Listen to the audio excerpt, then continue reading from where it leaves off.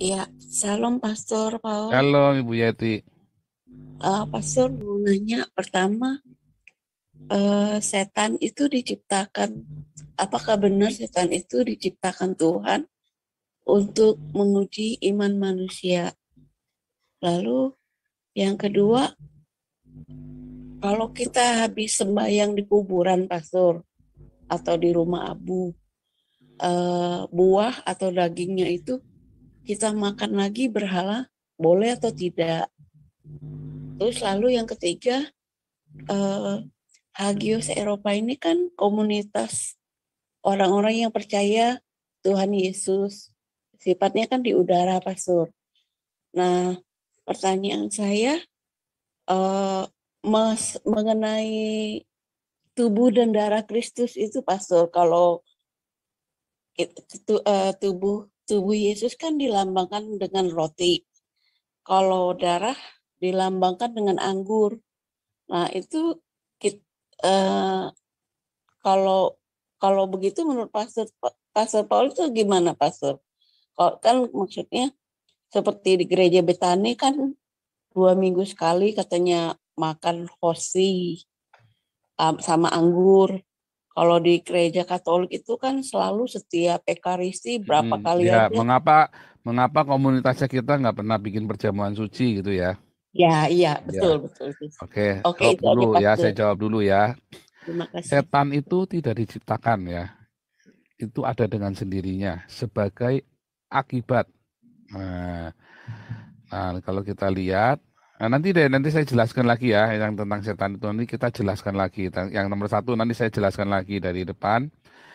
Terus yang dua tadi apa ya? Yang kedua ya, lupa tadi Bu Yeti. Kayak buah dan daging gitu, Pastor, yang bekas sembayangan Oh di iya, makan kuburan. sembayangan. Oh nggak apa-apa, Mm. karena dalam Roma 14 ya, saya screen-nya ya. Dalam Roma 14 kita lihat.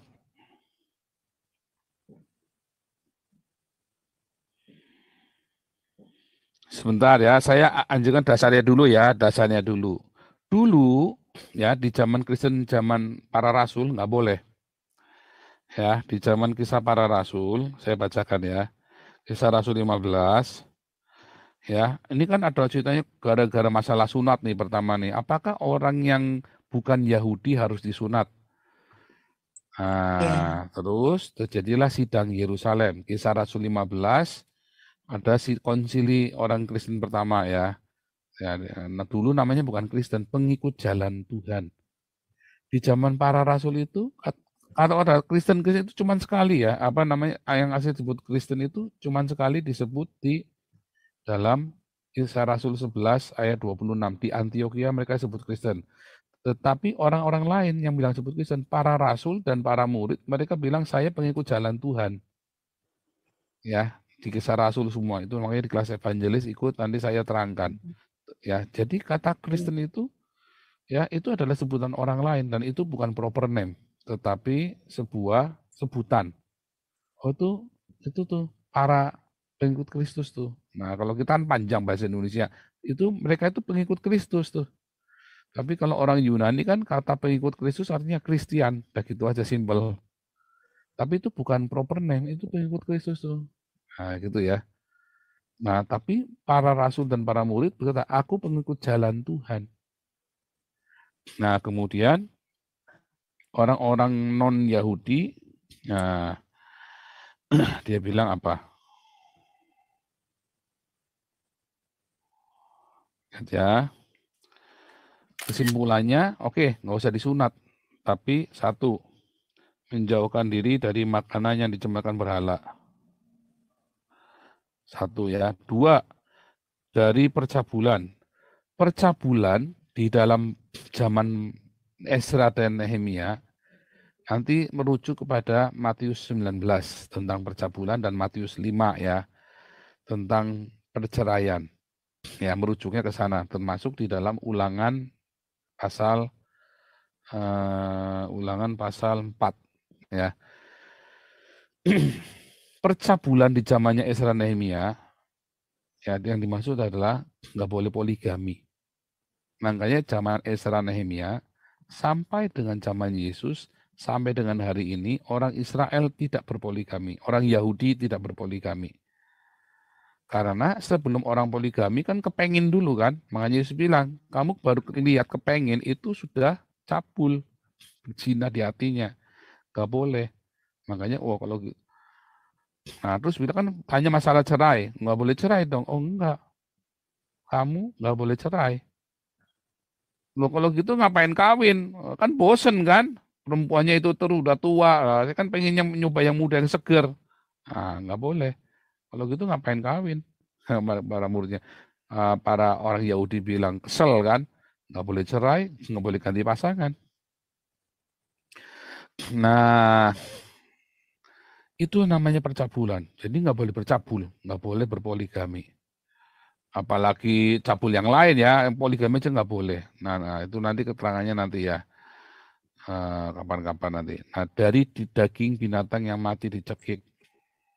Nah, jadi kalau orang Manado itu, kalau makan anjing kan digebukin aja kan, nggak disembelihkan supaya darahnya masih. Memang katanya lebih wangi dagingnya. Nah, itu nggak boleh. Dulu nih ya, kisah Rasul ya. Dan dari darah. Tapi apa ininya? Penyebabnya apa? Kenapa bikin 4 peraturan itu? 1, nggak boleh makan berhala. 2, nggak boleh poligami. 3, nggak boleh makan binatang mati dicekik. Dan nggak boleh makan darahnya. 4. Mengapa? Ini penyebabnya. Sebab sejak zaman dahulu Musa diberitakan di tiap kota, ya, keempat hal itu tuh selalu dibaca di hari Sabat di rumah ibadat. Jadi dulunya nggak boleh, 4 hal ini nggak boleh. Supaya kita jangan berbeda sama orang Yahudi. Karena Kristen yang kita kenal itu adalah sekte dari agama Yahudi. Kristen itu ya adalah sekte dari Yudaisme. Ya, ayatnya ada di Kisah Rasul 24 ayat 5. Kita ini sekte dari Yudaisme. Ya. Makanya jangan lakukan 4 ini supaya kita jangan berbeda sama mereka, induknya kita. 4 hal ini. Nggak perlu disunat, tapi yang penting 4 hal ini. Tetapi kemudian Paulus dituduh, katanya dia ngajarin yang itu, ternyata nggak. Kisah Rasul 21 disebut lagi tuh. Ya, di Kisah 21 disebut lagi.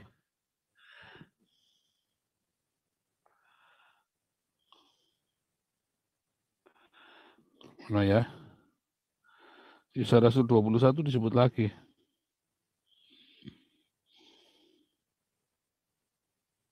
Iya,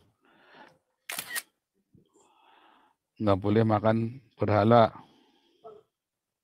nggak boleh makan darah, nggak boleh makan binatang mati cekik, dan nggak boleh poligami. Nggak boleh cabul. Salah satunya poligami itu ya. Disebut lagi, jadi 2 kali ya hal yang sama. Karena setiap minggu itu dibacakan di sinagog. Nah, sekali lagi, Kristen adalah sekte. Ya, nah, kita buka ayatnya ya, Kisah Rasul 24 ayat 5. Ya, sekte Nasrani. Kalau ada orang bilang Kristen bukan Nasrani, salah ya. Kita ini memang Nasrani. Alkitab bahasa Indonesia maupun Alkitab bahasa Yunani yang asli, tulisannya Nasarene. Nah, bahasa Arab yang paling gampang yang Nasrani. Orang Arab Anda bisa bilang E. Orang Arab itu nggak bisa bilang E sama O ya. Orang Arab itu hanya bisa A, I, U, A, I, U. Nggak bisa E sama O. Kan huruf vokalnya cuma 3, A, I, U. Kalau kita kan huruf vokalnya A, I, U, E, O. Tambah E. Ya kan? Kalau orang Jerman lebih banyak lagi. Ya kan? Orang Belanda lebih banyak lagi. Ya, hurufnya. Vokalnya. Nah, Nasarene itu ya bahasa Arabnya Nasrani. Jadi Kristen itu sama dengan Nasrani. Ya. Walaupun sektenya yang di Irak itu waktu itu sektenya, makanya kenapa Muhammad sholat? Karena ngikutin sekte, beberapa sekte Kristen, ya, konon ya namanya Nestorian. Saya belum cek bener kan Nestorian, ya karena Nestorian itu sama dengan Unitarian, ya, Yesus bukan Allah, Nah, begitu ya. Jadi intinya itu sama dengan Nasrani. Lalu bagaimana sekarang? Boleh nggak kita sebenarnya boleh nggak makanan-makanan itu? Di dalam Roma 14 sudah pernah dituliskan. Ya, masalah makan makanan ini ya di dalam Roma 14 semua ya. Yang satu makannya tuh nggak makan, nggak apa-apa boleh. Ya, yang seorang yakin bahwa ia boleh makan segala jenis makanan, yang lain nggak boleh. Ya, segala sesuatu itu tidak segala sesuatu berguna. Coba ada di mana ayatnya? Nah, ini ya. 1 Korintus 10 ayat 23. 1 Korintus 10 ayat 23 ya. Ini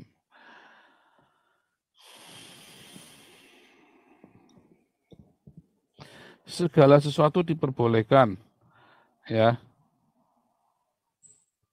Benar, tetapi bukan segala sesuatu membangun. Jadi boleh nggak makan berhala? Ya boleh saja. Sebenarnya boleh saja, nggak ada masalah, bukan dosa nggak dosa. Tetapi apakah berguna buat kita? Ya kalau nggak ada lagi kita makan. Kan kita nggak percaya. Tetapi masalahnya banyak orang makan dengan keberatan hati nurani. Ya, coba nih. Kalau kamu diundang makan oleh seorang yang tidak percaya, undang itu kamu terima. Makan apa saja yang dihidangkan kepadamu tanpa mengadakan pemeriksaan karena keberatan hati nurani. Ya, tetapi kalau seorang berkata kepadamu itu persembahan berhala, ya jangan kau makan karena dia mengatakan hal kepadamu dan karena keberatan hati nurani. Karena ada yang bilang, oh kamu kok makan berhala, dosa lu, ya udah nggak usah makan. Tapi kalau itu nggak ada masalah, ya makan aja. Tetapi kalau kamu makan sambil percaya, oh itu dari engkong supaya beruntung, itulah yang nggak boleh. Oh ini minum air nih, saya pernah dikasih air ya tadi dukun. Ini kasih minum air ini supaya kamu nolak bala. Langsung saya buang airnya. Nah, kalau dia nggak bilang, tak minum saja. Tapi karena dia sudah bilang supaya kamu jauh dari bahaya, ya tak buang. Gitu ya. Yang ketiga, ya, mengapa kita tidak pernah perjamuan suci? Karena perjamuan suci itu bukan ajaran Alkitab. Di Alkitab tidak pernah sekalipun disebut kata perjamuan suci. Nah ini sudah bolak-balik. Di kelas evangelis nanti saya ajarkan juga. Perjamuan kudus nggak ada. Sakramen perjamuan nggak ada. Sakramen apalagi nggak ada. Holy Communion nggak ada. Adanya perjamuan Tuhan atau perjamuan malam atau perjamuan Paskah. Ya, ya adanya ya.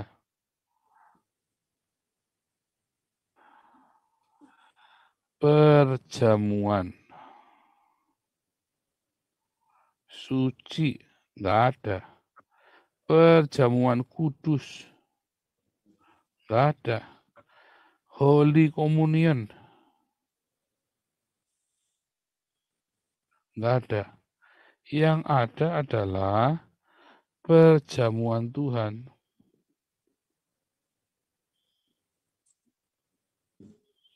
Perjamuan Paskah, perjamuan malam. Nah, kalau perjamuan Paskah berarti menyambutnya kita menyambut tubuh dan darah Kristus dong, Pastor. Jangan dipotong dulu, nanti Oh, ya. maaf. Nanti. Jadi ini nggak ada, ini tidak ada di Alkitab. Jadi ini ada di mana? Ada di ini adalah legenda Dionysius. Dionysius. Dewa Dionysius, dewa anggur. Ini dia pakai ini memang itu kontekstual. Dulu kekristenan diajarkan kepada orang Yunani, diambil mitologi Yunani. Nah ini loh sama mirip gini. Yuk kita bikin seperti ini untuk mengajarkan. Tetapi yang dilakukan Yesus dan para rasul, inilah tubuhku, itu perjamuan malam. Inilah tubuhku, apa? Dia lakukan nih, pecah-pecah roti, itu mecah roti beneran. Roti makan, mereka makan malam beneran.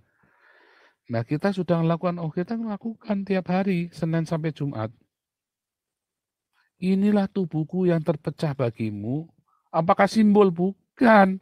Ini tubuhku. Memang membagi makanan itulah memecah roti kita. Nanti ada di Kisah Para Rasul. Ya, Gilbert nggak pernah berani khotbah ini ya. Dulu dia sempat singgung, tapi nggak ceritain sampai tuntas, berhenti dia. Berapa minggu yang lalu, 2 minggu yang lalu atau 3 minggu yang lalu ya, Gilbert cerita ini nggak tuntas, berhenti dia. Kenapa? Dia malu, dia belum melakukan. Karena yang dia lakukan adalah simbol. Sedangkan kita tidak melakukan simbol. Yesus nggak pernah bilang ini simbol ya. Ingat ya. Para rasul itu bertekun dalam pengajaran rasul-rasul persekutuan, mereka berkumpul dan memecahkan roti. Mereka kumpul lalu memecah roti. Apakah inilah tubuhku? Enggak begitu. Mereka mecah roti sama-sama, karena orang-orang ini kan ada yang miskin, ada yang kaya. Mereka duduk sama-sama. Zaman itu zaman penjajahan Roma. Mereka susah semua banyakkan hidupnya, tapi ada yang kaya. Terus mereka duduk sama-sama membagi makanan mereka. Membagi makanan. Dan makanannya roti. Dipecah. Inilah tubuhku. Dipecah rotinya. Nah, makanya nanti ada ya Kisah Rasul 6. 7 orang dipilih untuk melayani orang miskin. Ya, karena ada yang dibagi, ada yang diabaikan, karena ada yang nggak kebagian makanan. Makanya dipilihlah diaken. Makanya waktu memecah roti, roti itu dibagikan oleh para diaken di gereja kan. Tetapi yang dimaksud adalah ini, diaken-diaken itu membagi makanan kepada orang-orang yang lapar. Ini tertulis letterlux. Pendeta membuatnya menjadi ritual. Tetapi yang benar yang kita lakukan Senin sampai Jumat, kita bagi nasi bungkus. Itu memecah roti. Kita ganti dengan nasi. Itu yang namanya memecah roti. Untuk mengingat aku, waktu kita berdiakonia, nasi bungkus dibagi, itu kita mengingat Yesus. Kita sedang mengingat Yesus. Kalau kita di gereja, mecah roti, hosti itu ya, sambil nangis sungguh mengingat Yesus, terus memang kalau ingat Yesus, terus apa yang Anda lakukan kalau Anda sudah ingat sama Yesus? Cuman ingat doang, oh ya cuman ingat aja. Dulu waktu kecil ya, kami kan miskin. Saudara-saudara kami kaya di luar kota. Terus kalau saya pergi ke Jakarta, kemudian tinggal di rumah tante saya cukup berada. Selalu ada makanan enak di rumahnya. Dan pinter masak lagi. Terus setiap kali pulang, saya kan sebulan di rumah tante. Kalau liburan itu kan sebulan. Terus saya pulang. Papi saya nanya, makan apa di sana? Makan enak ini, makan itu. Loh, kamu waktu makan itu inget papi nggak? Karena di rumah kami kan jarang ada makanan enak. Ya ingetlah. Terus apa kalau mau inget terus mau apa gitu loh. Kan itu pertanyaan yang retorika saja kan. Untuk mengingat akan aku, kata Tuhan Yesus. Oh ya, waktu kita mecah roti, inilah tubuhku darahku. Kita mecah hosti kecil-kecil itu kan sambil nangis ngukuk-ngukuk. Aduh Tuhan Yesus, aku sudah memecah. Tuhan, aku ingat pengorbananmu. Ya terus kalau ingat mau apa? Cuma ingat doang. Ya saya dulu, pacar saya yang pertama saja saya masih ingat. Saya masih ingat pacar saya yang pertama, namanya, tanggal lahirnya, ngapain aja sama dia, saya masih ingat. Apa kayak terus kalau udah ingat mau apa? Cuma ingat aja. Ingat, perbuatlah ini. Oh perbuat ya, buat ya kita bikinnya gitu lagi, ritual lagi. Nah itulah Gilbert. Itulah ajarannya Gilbert, ya kan? Setelah mengingat, untuk mengingat akan aku, perbuatlah ini, ya kan? Diperbuat lagi, maka Gilbert kemudian mengingatnya dengan ritual-ritual itu. Tetapi komunitas Hagios kita untuk mengingat akan Yesus, perbuatlah ini. Kita berbuat benar-benar dengan apa? Ngasih makan, diakonia. Kita berbuat benar-benar dengan diakonia. Ya. Kita benar-benar diakonia, kita memecah roti. Inilah darahku, ya kan, yang tercurah bagimu. Ketika engkau memakan dan meminum perjamuan ini, kamu memberitakan kematian Tuhan. Itulah marturia, kita memberitakan Injil. Makanya kita punya Yayasan Damar Kasih. Kita pergi ke Baduy, ke orang Samin, kita pergi ke suku Kubu yang di Riau, kita pergi kepada orang-orang Islam. Jadi diakonia dan marturia itulah perjamuan Tuhan yang dilakukan oleh para rasul. Coba kita buka ya, Kisah Rasul 1 Korintus 11. Itu benar-benar makan benar ya. Lihat ya, waktu kamu berkumpul, bukanlah berkumpul untuk makan perjamuan Tuhan. Sebab perjamuan itu tiap orang memakan lebih makannya sendiri-sendiri, sehingga orang lapar dan ada yang mabuk. Apakah kamu tidak mempunyai rumah sendiri untuk makan dan minum? Maukah kamu menghinakan jemaat Allah dan memalukan orang yang tidak mempunyai apa-apa? Kenapa? Karena mereka zaman itu yang kaya makan makanan enak, yang miskin di terakhir. Yang miskin kan selalu terakhir kan, makanya di Yakobus itu bilang jangan memandang muka. Lihat ya Yakobus. Yakobus apa ya? Jangan memandang muka ya. Nah ini ya Yakobus 2. Ya. Sebab jika orang masuk dalam kumpulanmu dengan memakai cincin emas, pakaian indah, dan datang seorang miskin ke situ berpakaian buruk, kamu menghormati yang pakaian ini. Silakan Tuhan duduk tempat baik ini. Sementara yang miskin duduklah di lantai dekat tumpuan kakiku. Padahal di dalam komunitas anak-anak Allah, orang percaya, kita tidak boleh mandang muka. Jadi di dalam perjamuan Tuhan, kalau di gereja itu kan namanya perjamuan suci. Lalu kalau ada makan bersama di gereja namanya itu, oh kita perjamuan kasih ya, balik-balik. Lagi makan bersama namanya perjamuan kasih. Oh lagi di ritual itu namanya perjamuan Tuhan, perjamuan kudus. Salah. Lalu dalam perjamuan kasih yang suruh makan dulu siapa? Donatur gereja, pendeta, tamu pendeta, yang sugih-sugih. Kalau perlu pendetanya sama orang-orang topnya masuk ke VIP room. Itulah gereja pagan. Gereja yang benar, pendetanya, tamu pendeta, donatur, makan sama-sama rakyat jelata di situ. Dan persilahkan orang-orang ini makan dulu, baru dia diaken-diaken ini terakhir, melayani dulu. Terus dia makan sama-sama di situ. Itu yang benar. Kalau tidak melakukan itu gereja nggak benar. Pasti saya jamin itu gereja nggak benar. Itu gereja ngajari sesat. Termasuk Gilbert dan para pengikutnya. Modelnya kan begitu kan? Itu gereja ngajari sesat. Makanya nggak heran. Akhirnya jemaatnya banyaknya masuk neraka. Kenapa? Karena diajari sesat, diajari nggak benar. Diajari perjamuan suci, perjamuan kudus yang tidak berdiakonia dan bermarturia. Itu cuma komplimen saja. Perjamuan diakonia dan marturia itu cuma pelengkap saja, bukan menjadi menu utama di gereja itu. Nyatanya pendetanya hidup mewah, jemaatnya yang kere nggak diperhatiin. Kalau ada jemaat sebuah gereja, gerejanya pendetanya pakai pakaian mewah, jemaatnya ada yang kere, itu berarti gereja itu salah. Karena dibilangin apa? Dalam Kisah Rasul tadi, sekarang kita lihat ya ayat 4. Ya ayat 34. Sebab tidak ada seorang pun yang berkekurangan di antara mereka. Jadi kalau ada sampai di sebuah jemaat ada yang kekurangan, sementara ada pendetanya kaya, jaraknya kaya, itu tuh gereja nggak benar.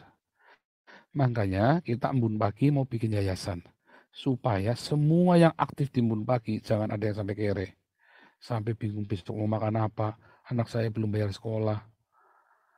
Kita mau bikin yayasan ya supaya dikelola dengan benar, tapi juga nggak asal-asalan. Karena itu uang dari masyarakat kan, nah, kita nanti sembarangan mencari duit, orang sudah dapat sumbangan sana sini, dia masih minta dari kita lagi, sehingga itu jangan, ya, benar-benar kepada yang membutuhkan. dibagi sesuai dengan keperluannya. Ya, itu kita mau bikin yayasan Munpaki. Ya, karena kalau Anda nggak melakukan seperti itu, Anda bukan gereja. Kita adalah gereja. Inilah gereja yang ada di, lalu kita balik lagi 1 Korintus. Lalu akhirnya orang-orang ini karena delocoh makannya, maka nah dibilang ini kan,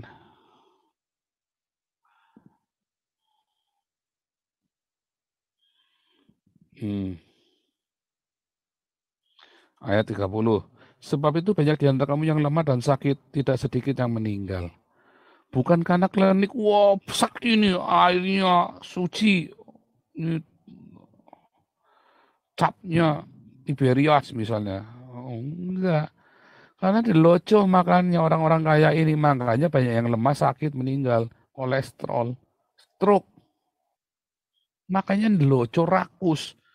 Harusnya makanan ini dibagikan terutama untuk orang-orang miskin dulu. Kalau kamu yang punya duit, ya makan di rumah. Kalau kamu punya uang, makan di rumah. Ini kita bikin perjamuan Tuhan, ya kamu ngelayanin dulu. Tapi kan ini enggak, rakus. Makanya dimarahi sama Paulus. Nah, lihat ayat 33. Karena itu saudara-saudaraku, jika kalau kamu berkumpul untuk makan, nantikanlah olehmu seorang akan yang lain. Karena kalau ada yang lapar, ia makan dulu di rumahnya. Ya kan, kalau lapar yang makan di rumah. Tapi kalau dia miskin tadi yang dia sebelumnya, ya kamu duduk di situ, nggak apa-apa. Jadi kalau dia lapar, makan di rumah, jangan delojo. Supaya jangan mati kamu hukum delojo. Rakus. Itu makna perjamuan Tuhan ya. Jadi kita perjamuan Tuhan setiap Senin sampai Jumat. Kita perjamuan Tuhan. Begitu ya.